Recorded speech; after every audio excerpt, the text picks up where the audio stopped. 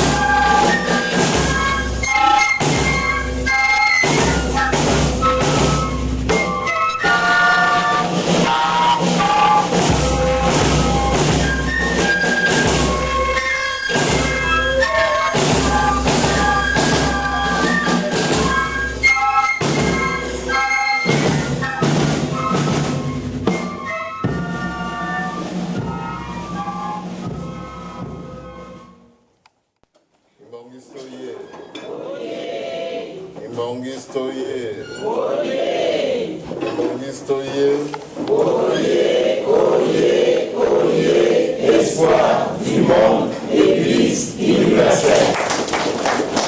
Papa Kulutu oye. Papa Fumambanza oye. Papa Mfumalongo oye. Espoir du monde, nous sommes avec vous. Bana 26 oye. Bana 26 oye. Bana 26 oye.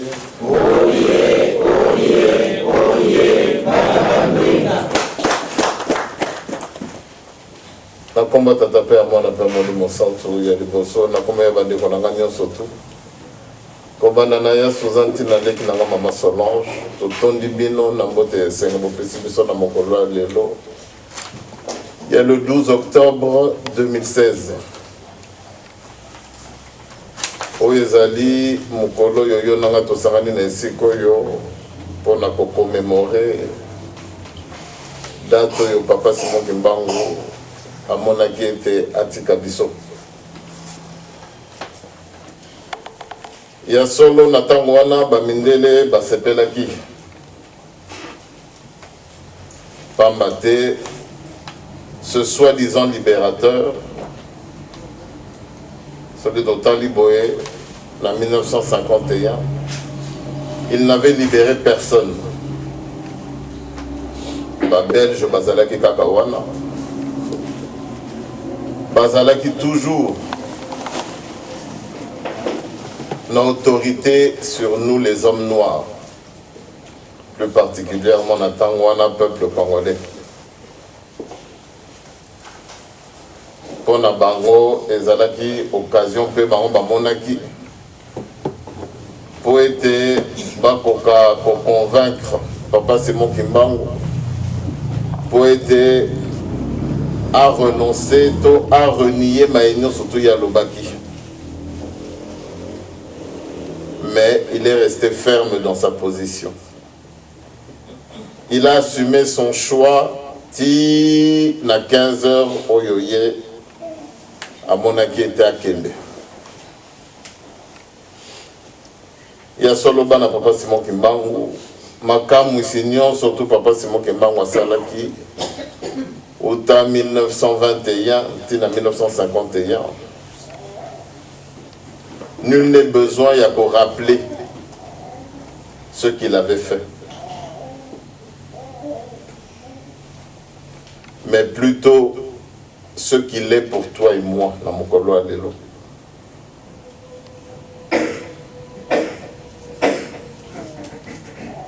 Souci na biso nde feza la wana pambate ndenge maman Nathalie alobi en dépit ya mayenyo surtout toyebi pona nini yo na ngai tina mokolo lelo tokokaka kotika mabete pona nini bolingo mibeko misala ekozalaka na biso compliqué pona ko appliquer mais tobengi ye Nzambe ti pa Patrick akotelemisa ngai abengi ngai Nzambe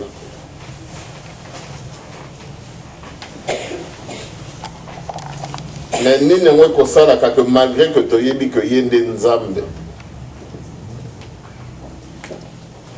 Papa Patrick akopesa mpe batémoignage akokopesa na ntina ya Papa Marteau Papa Jean-Claude akopesa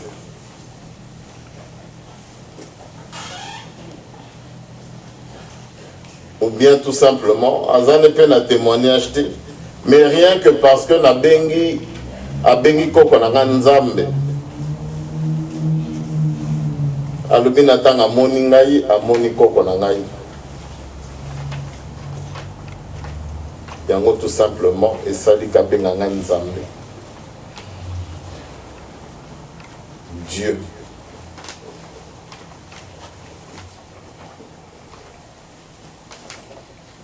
Souci ezate ya koyeba oyo ya salaki. Menenge na kolobaka regard na ngai epai ya mutu wana. Pamba te Nzambe na ebite oyo asali mokili.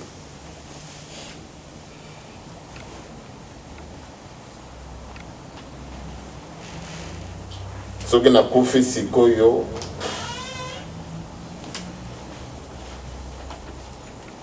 yende mutakoloba soki na kokota to na kokota te tina zali koloba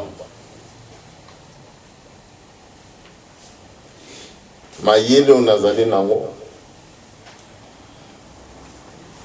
yende Nzambe yende mtasali nzoto ye mtasali mokili yo na ngai tolobi ke toyebi ye yo na ngai tolobaka que nous avons été choisis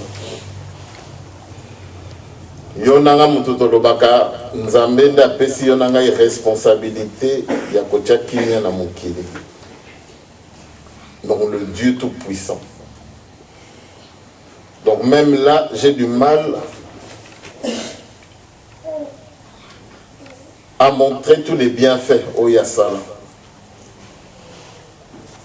Donc, si mon amoké, Azana Libomo, Abotami, Akoli, nous surtout on est à création en Nzambe. Yamoto Yonanga to Yebi.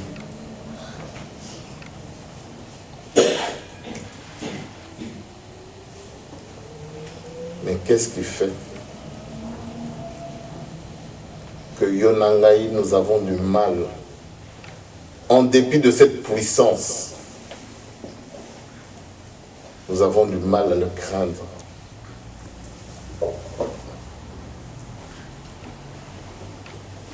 Nous avons du mal à craindre Papa Simon Kimbao.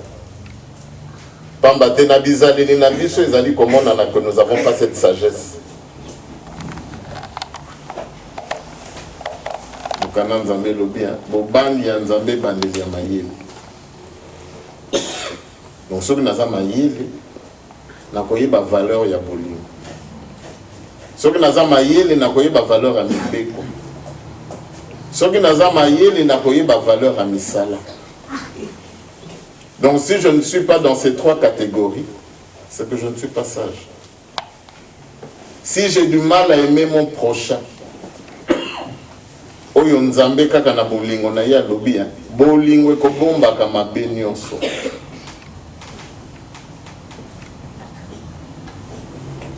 Si je craignais ce Dieu, nalingaki kozala na ndeko, nalingaki nazala ta na ndeko moko te na problème.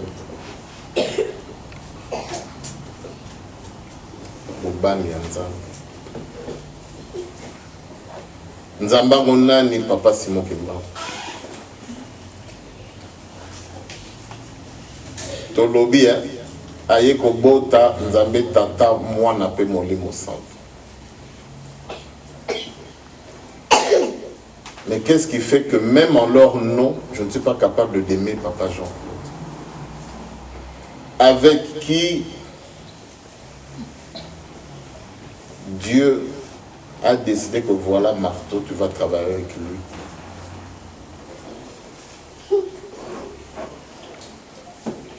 Tomoni maman Nathalie a levé na biso que mango me belé comme on a biso même na ba mercredi ba comment on semble la basara ka ba beko. Ndenge na kolobaka toujours kimi ezaka kate na mokili. Pas cécilité. Donc eza na batu moko ndenge na kolobaka toujours.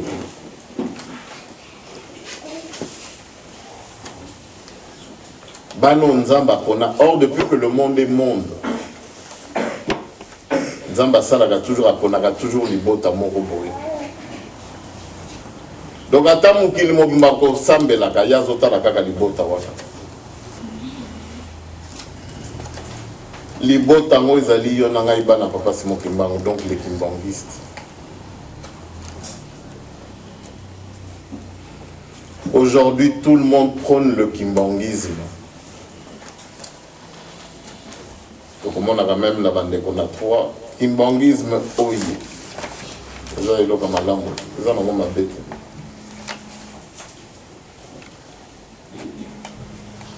Lelo mangomba bisika nyonso to bana papa Simon Kimbangu bazali lelo batondaki.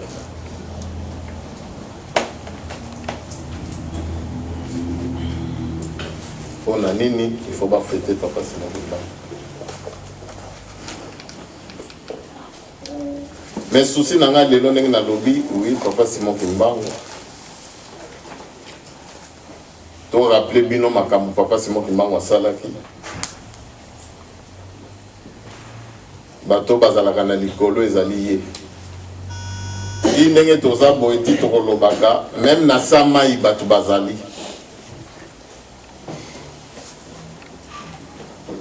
Lelo na bato baza kokufa.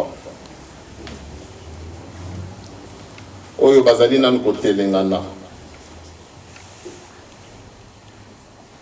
Ceux qui ont été des victimes que X aliaki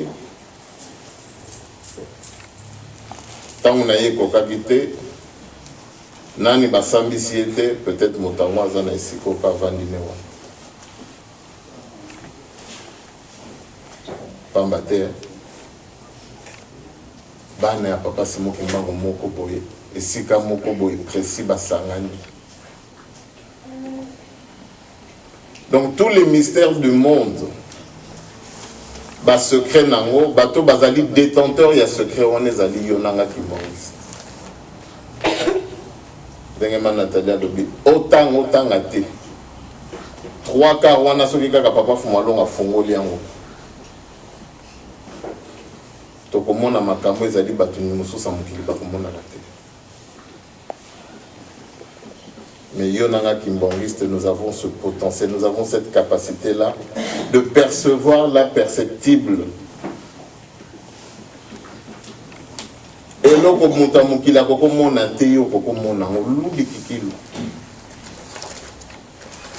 voilà l'impact il y a 30 ans, il y a papa Simon Kimbangu na bolo. Mais comme malheureusement, tozangi bobangi ya nzambe wana yango ezali kosala que nous ne sommes pas capables de voir même plus loin que le bout de notre nez tokomonaka te.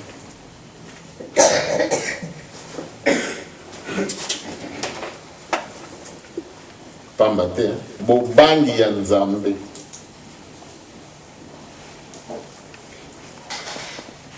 Donc en même temps Papa Patrick a bengi nzambe na biso.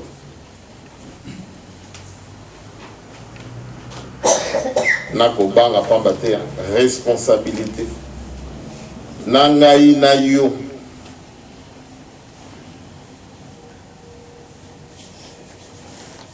Papa c'est mon qui m'a ndenge na kolobaka ba historien ba yebi. Ba tulelo na mokili ba yebi bango.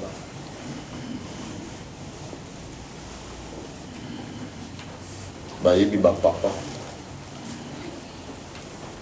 Yoka nzembo to yoka biso no foto mona ki vidéo wana.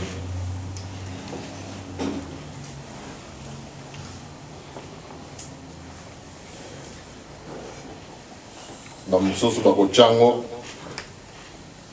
tant na tchaya kyango c'était pas pour na to méditer na tina ya nzembo wana mais et interpeller biso et la biso buzo bana biso bakimbangiste mais pas que nous allons méditer. C'est nous qui avons nous avons ce pouvoir-là sur le Robenga. Lilo banabiso banze monabiso mutekosala que batalibanda ba méditer.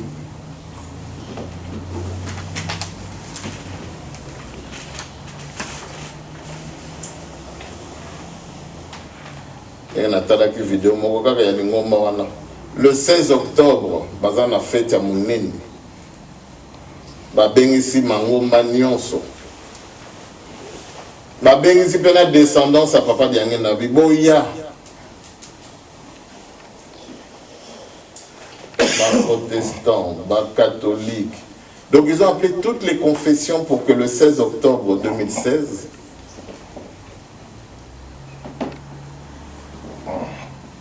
bato bakende esika wana mpona basambela monene mpona balakisa monene ya papa diangenda.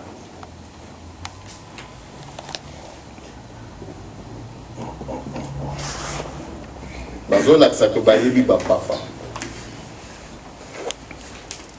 bazolakisa ke bazali parce que prie papa c'est mon papa. Voilà.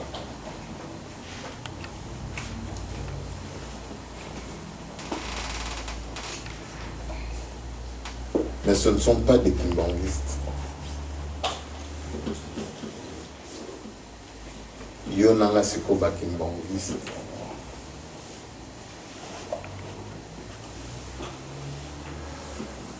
Ni nango date ya le 12 octobre. Papa Simon Kimbanga moni pasi pona yonanga sali 30 ans na bolo.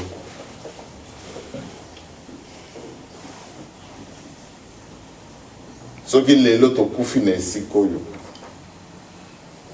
bayeba bwaki bombe ndenge tozali awa biso nyonso tokokota pamba te tokufi na nzela oyo ya ye papa Simon Kimbanga.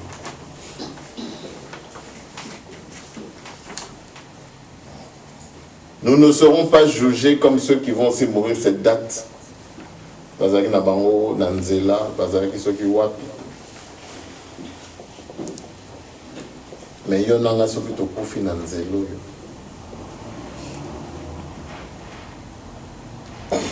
na mosalo ndenge papa Simon Kimbanga 30 ans ndimine kamona pasi 30 ans de prison pona yonanga ya zanzambe mais na bolingo na yonanga yi on n'a rien fait pour mériter ça. Andimaki na yazwaka 120 coups de fouet par jour oyo yo ata ozwi mbata te bafingi yo kaka bacholi yo osiliki.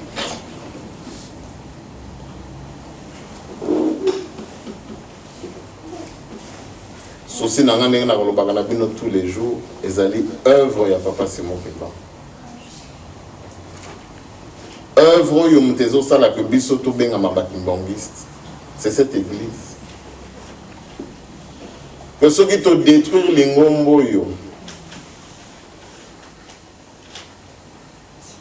n'engezo kendeke dans tous les sens. Mutuna mutazo zona ndenge na biso pe bakimbangiste to kotisi makamba sika. Il ne fait pas partie de la doctrine, de la philosophie de Papa Simon Kimbangu.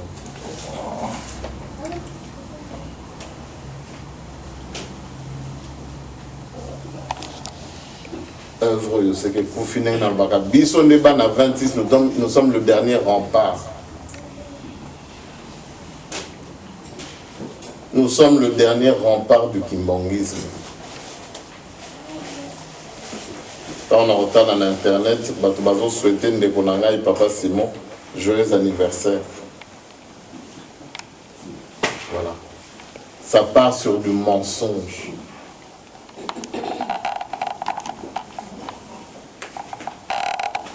Les abissotés, mais les alingomo na Rolobakanabino, ce n'est pas l'église de mon père. Objectif na bango ezali que justement ba descendant on est à Kimbangu tocha bango libanda.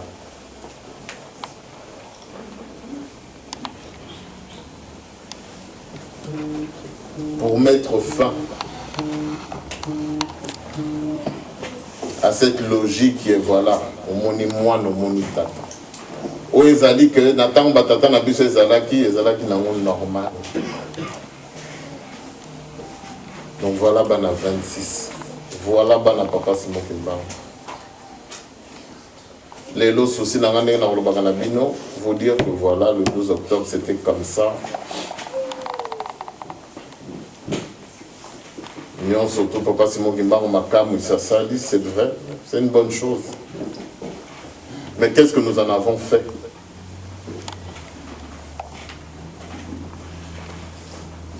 Malgré que tout le monde dit makamwana minene yonanga tosali nango nini.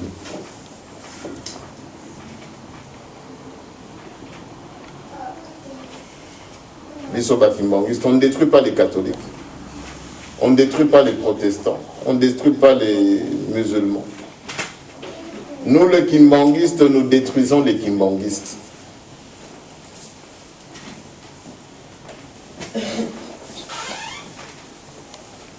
Donc, Tozo joué Nabiso, rôle au Satana, Alingaki a joué depuis.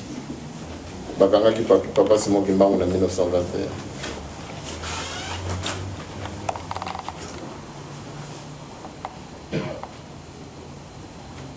Les lots soucis na yonangai ezali, to préserver esprit à Papa Simon Kimbangu. Kondenge balobaka na mokana nzambe nzota mutu. Ezali temple ya Nzambe. Nzoto. Ce n'est pas moi. Donc binoni bozali temple ya Papa Simon Kimbangu. Donc na mokola lelo, vous êtes là, vous reflétez Papa Simon Kimbangu.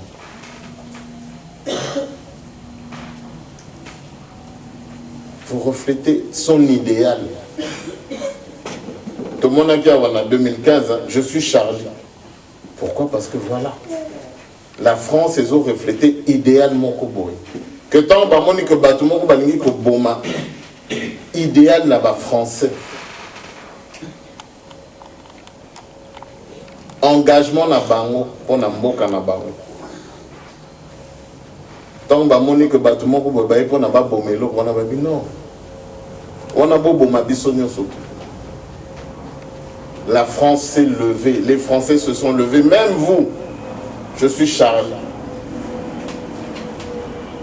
Mon nom là-bas Facebook. Mais quand est-ce que je veux dire que je suis Kimbangu? Pas sur un plan virtuel, mais dans les faits. Tout là que ça que tout ça va Kimbangu. Ce qui papa Dieu faisait Kimbangu. Papa Géry Aza Kimbangu. Donc il ne faut pas l'ingana. Mais dans la main, tout le monde qui va français, qui est au tambour, là-bas, ça la marche.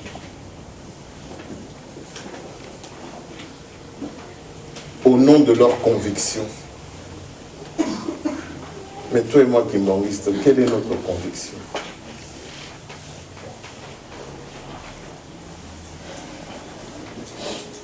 Nous nous battons pourquoi?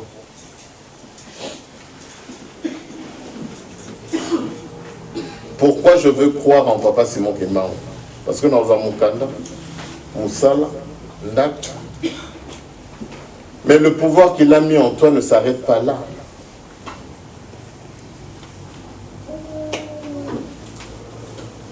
Donc les années de bon ça y a 1 million, yozowe les lanayo 1000 euros.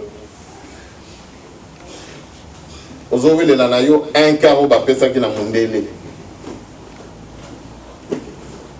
Or yo, en disant que tu es Kimbangu, en mettant Papa Simon Kimbangu moins à l'aise dans nous autres là yo. Pambate, ndenge tozalea okobanda nanga moko tozabata masumu.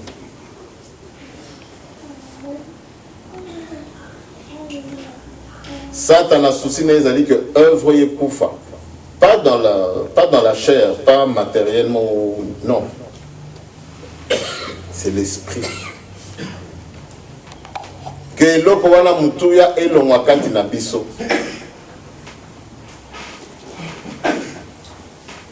N'attendons pas la bénédiction, que la bénédiction puisse nous tomber du ciel. Nous sommes bénis, Nengtozalea. Le fait que je suis Kimbangiste, que Naïbi Nzambe, je suis béni.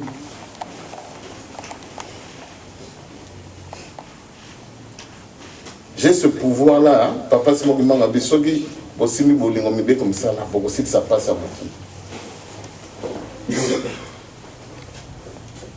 Mais ce que nous sommes capables de faire, je ne suis pas capable d'aimer mon frère, je ne suis pas capable d'aimer ma soeur.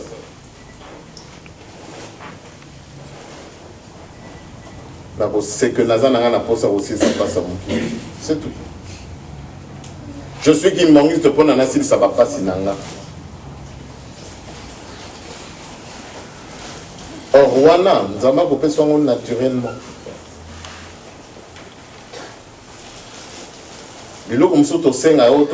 Non, c'est naturel. Wana vous saluer le côté. Oya minene ndezo yande. Or, bisoso tozu kaka ya muke wana, ça nous suffit. Or, la politique, comment est-ce qu'elle évolue en Europe? Si on ne parle que de nous ici en France, tozo ka ba plan, ba programme, il y a ba chef d'État, il y a ba candidat.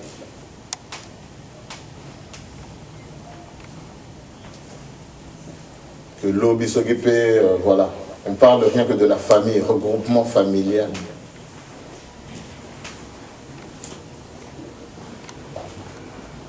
Mais ceux qui te côté dans le système dimanche, on est foutu. Parce que ce qu'on balade dans Mboka, otiki famille kuna oyawa ozu mukanda yayo. Dans 5 ans, dans 10 ans, 15 ans, moi, je ne peux pas bundato, bundapona. Or, il y a pas beaucoup dans la réalité, moussoussa. Parce que ceux qui ont loi, moussou, c'est l'équipe. Makamoussou, c'est Zolandanas.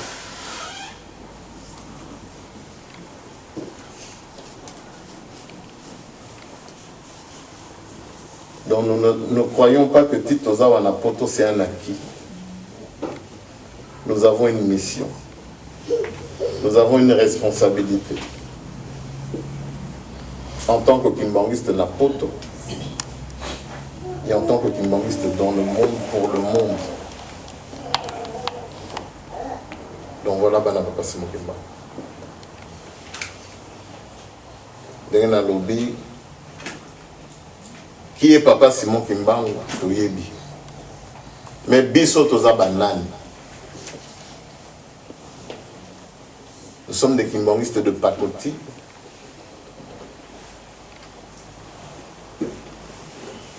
Nous sommes juste des Kimbangistes.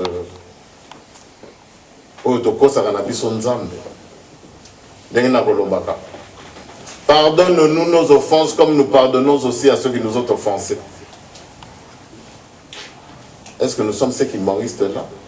Ou bien ces Kimbangistes-là que tu sens, mais la prière, on a mis ton limbe, ça can décoter. Tolinga Kande côté. Voilà. Quel kimbanguiste sommes-nous? Donc aujourd'hui, le 12 octobre, essayons.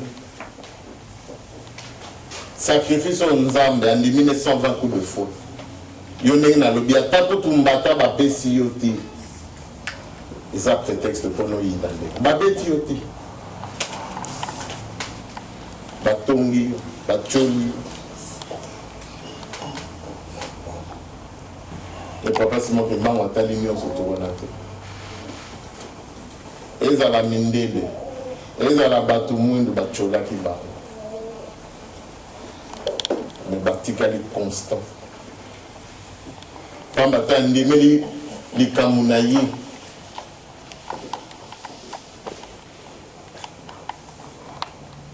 « 30 ans. «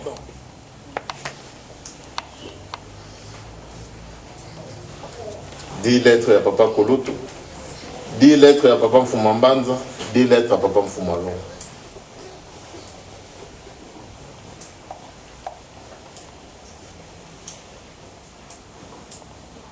La limite passe. Or, biso passe, ni na moto ndimaka pona likambo. Qui est papa Simon qui m'a emmené dans le lobby, to yebi. Mais biso toza banani. Et dans le lobby, tout le monde a dit l'année passée, en 2015. Attenté, ça, je suis Charlie.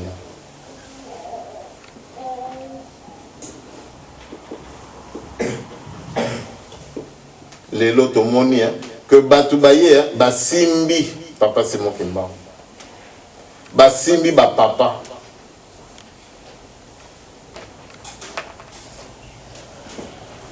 Biso ba kimbangiste ndeko na kimbangiste kufa lelo lobi musika.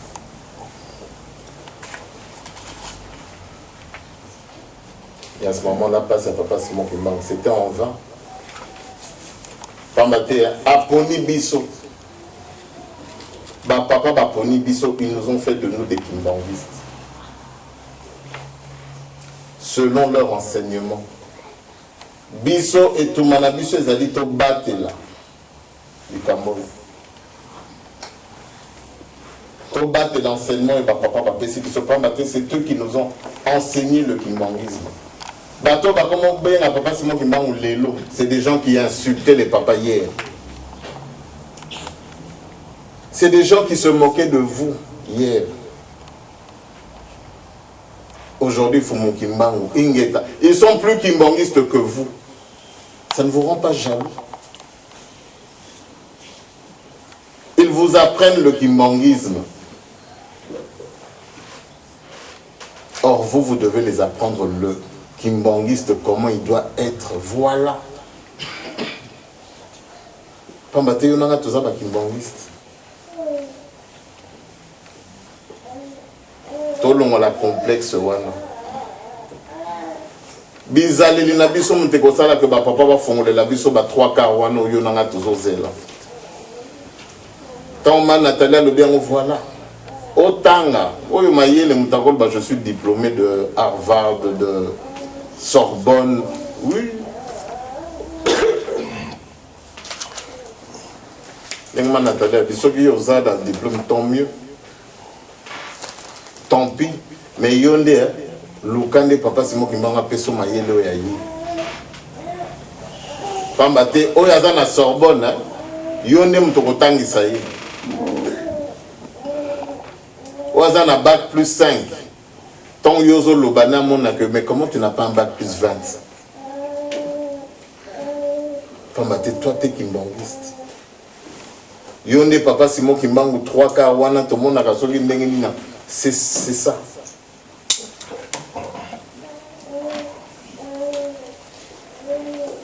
Donc voilà, bana papa Simon Kimbangu. Tango koloba na batu ke bazalaka na se amai. Tango yo koloba ke na batu ke ba extraterrestre bazalaka. O démontrer yango pe. que tant on ça là des millions d'années pour na la planète boy. Yo sali machine moko comme même moto en 8 heures de vol. Bah comme la planète Mars. Ça sera toi le kimbangiste.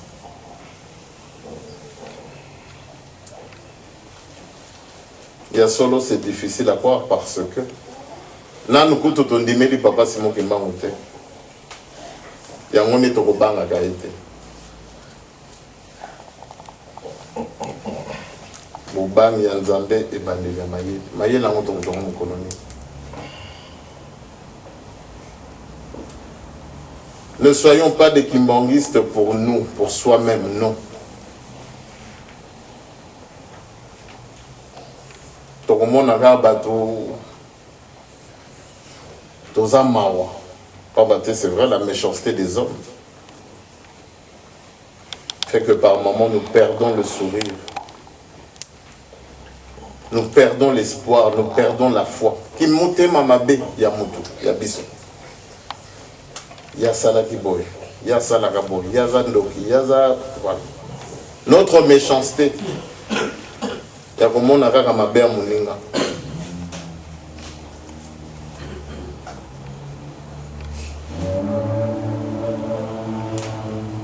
Mais yo nangayi, hein.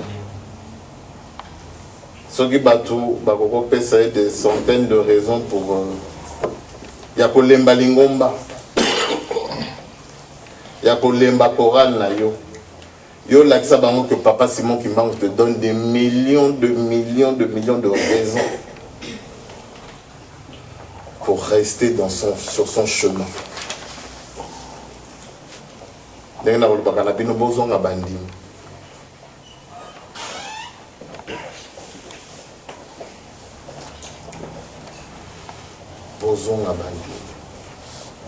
Tango yonde photo là que nous sommes des kimbangistes. Pas pour moi. Tout s'est levé. Nous disons quoi pour le monde? Pas quand nous venons faire des prières ici. Hein. Comme je dis, c'est pour se soulager.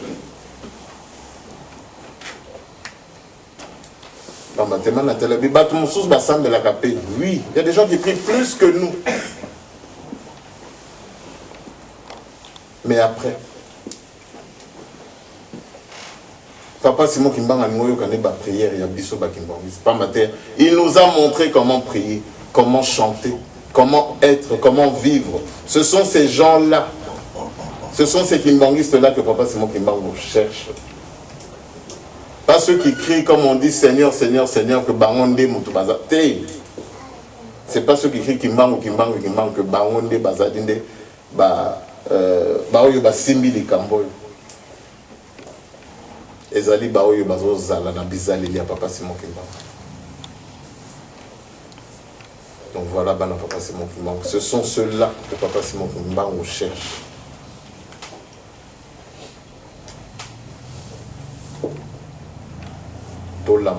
Le monde nous appartient.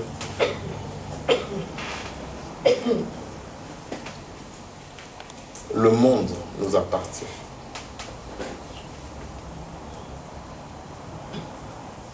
C'est vrai que la difficulté n'est pas lobby. Nous croyons croire. Mais bizarre, les nabiso ils ont l'accès à que ton débat la nabiso les Cambodge. Faut moi long à lobby. Même si vous avez un problème dans les gens qui ont des bandes qui m'ont trouvé. Ce qui a l'émission malam. Ce qui peut être trouvé, ce n'est pas grave. Mais les gens qui m'ont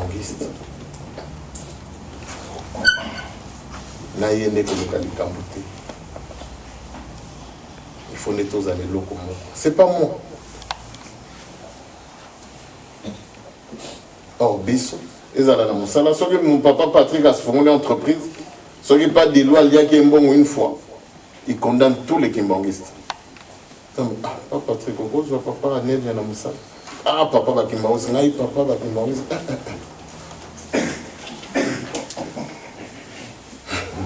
Et au ligne, papa a fondé là, il fond là-bas entreprise. Tout le monde a pas juif.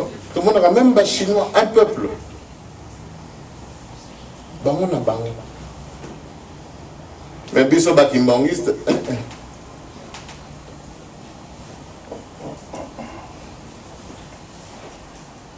Nazo kimbangiste na musala. Ah, te papa limisa. Papa en tout cas makambo pas de loi salama. Mais n'attends moi papa ko fongola ndenge nini. Parce que nous n'avons pas encore son esprit en nous. Si on avait l'esprit de Dieu en nous, oh non, souci de la papa. Si on aura 10 employés, il faut attendre 9 bases à la kimbangiste. Et ça, mais on veut que la prophétie commence par qui? Mais fais pas la matisot. Mais tant que nous allons bien pour nous allons battre sous.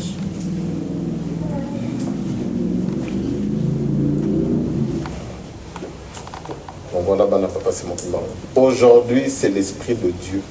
C'est l'esprit de Papa Simon Kimbangu qui doit nous habiter. Et c'est seulement qu'à ce moment-là, il y a Yébinenga au fond de la bise. On n'aura rien à faire. Les années n'a bimayele, nous autres amutu. Nana wasala na mayele na akolaka. Mutute. Mutu moko te na mayele na soki tanga maki kozana 2 mètres, kozana 2 mètres.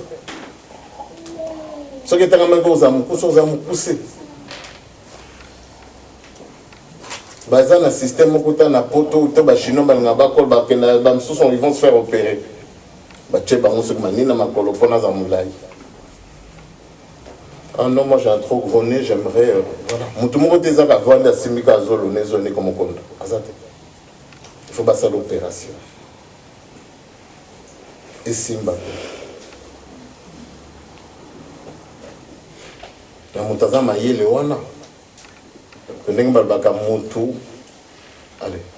Ndenge tozawa peut-être moi ce n'est que 5%. Il y a cerveau na ngam tezo ça. Tout est ça là au jour le jour. Mutako comme ça moi 60% ça peut pas se mourir. Et c'est là que nous allons réaliser de grandes choses. Ton sala makamoko et sala que mutaka moins.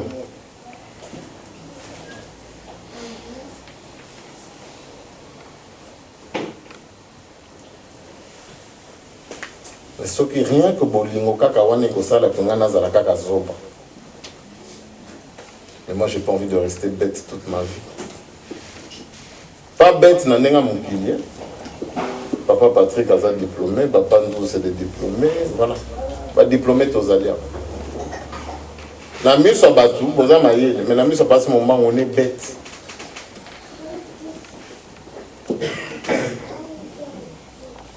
Donc même celui qui a le bac plus je sais pas quoi. Faut malon a démontré moi. La bambo canabiso, ba ministre wana, c'est des gens intelligents, ils ont étudié, ba étudié dans ba poto.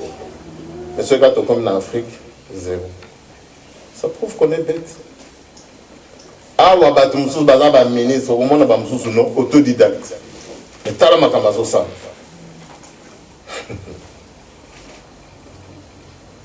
Voilà Papa Simon Kimbangu. Voilà qui il est, Papa Simon Kimbangu.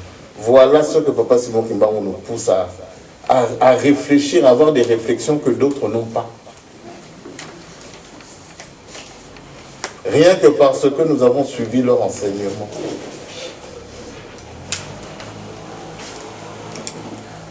Donc voilà, Papa Simon Kimbangu. Tous ont conscience. Les lots, nous sommes le dernier rempart, toujours. Mokolo yo nanga mwana 26 toko lâché. Toko kota neng nazolo bana 300 ans.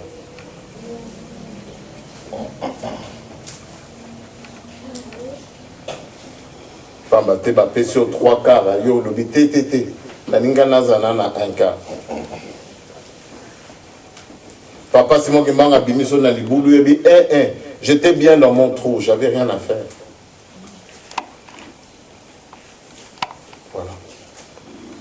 Alors moi, comme je dis, je ne veux pas rester bête toute ma vie. Je veux réaliser, je veux qu'on réalise de grandes choses. Il faut que je me dise bolingo, mebe, comme ça. L'esprit de Kimbangu. Par le bien, on est tous à la parfait. Mais déjà, on a évité le problème là. Parce que je risque d'être bête toute ma vie. C'est tout. Donc voilà, maintenant, Papa Simon Guimang. Papa Simon Guimang a fait un sacrifice. Il a fait un sacrifice avant qu'on ait vendu Pembe. On a esprit naïe, éthique à la libella, na libella, katina biso. Tokani hein? Imangistoye. Imangistoye. Imangistoye. Oye, espoir du monde, Église universelle. Ndenge na kolobaka libondeli na ngai kozalaka kaka opakisanga makasi nasali na yo.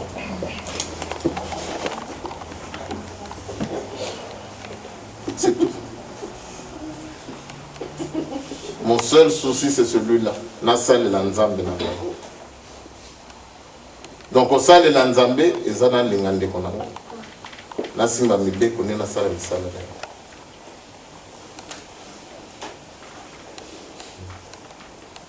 Tomeka. Et à ce moment-là, eloko wana mutuya ekotika la kati na biso libela na libela. Tokani ya?